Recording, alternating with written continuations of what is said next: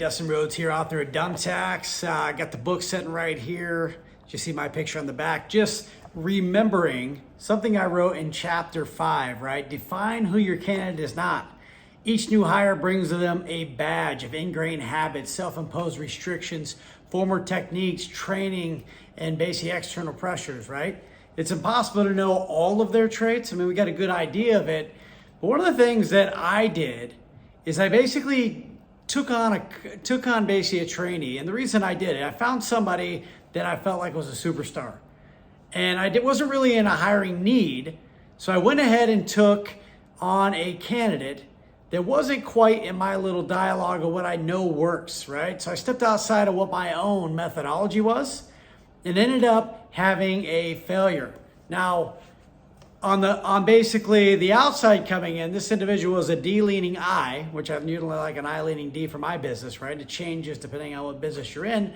But this individual came into it super confident, management skills, been in the industry for 20 plus years. And I was like, well, you know what? They say they want to change. So I knew they came from like the window industries. I put them in kind of our bath side of it, right? And the challenge that happened is they came out of training, was wanting to get through training quickly, as everybody that feels like they know everything generally does. And then what happened was the first lead out, they sold it, right? So I'm like, yeah, well, guess what? Maybe we got a winner, right? Can't be a winner on every one and guessing that my methodology might work on it. Well, what happened is literally 2 days later, that same deal canceled, right? And then that individual went back to what they knew based on chapter 5, define who your candidate is not, and then basically went 0 for the next 10, right? So we're talking technically 1 for 11, but after the rescission, 0 for 11, cut ties with that individual early. But the problem is not that they're bad people, just when in life, when we get caught or punched in the face, right? Mike Tyson says, everyone's got a plan until they're punched in the face, right?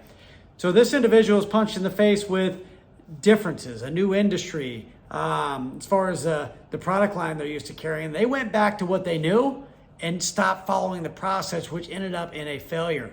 So guys, think about it. No matter how bad you want to, if you've got your systems and process put in place, if you step outside or you just know that it might not be a good fit and you're trying to do a slot filler, think again, right? The management of who is not.